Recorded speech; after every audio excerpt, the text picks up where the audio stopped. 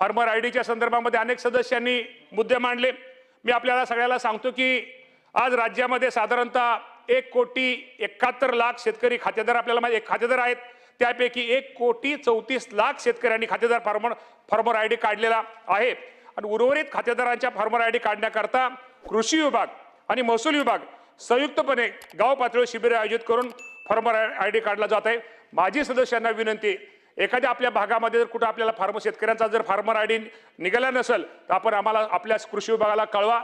त्या बाबतीमध्ये निश्चित प्रकारे त्या बाबतीमध्ये त्या परिसरामध्ये त्या भागामध्ये शिबिर आयोजित करून माझ्या शेतकऱ्याला फार्मर आयडी हा त्याचा काढला जाईल, यातनं कुठलाही माझा शेतकरी वंचित राहणार नाही। हे पण अध्यक्ष महोदय आपल्या माध्यमातून मी सगळ्यांना सांगतो।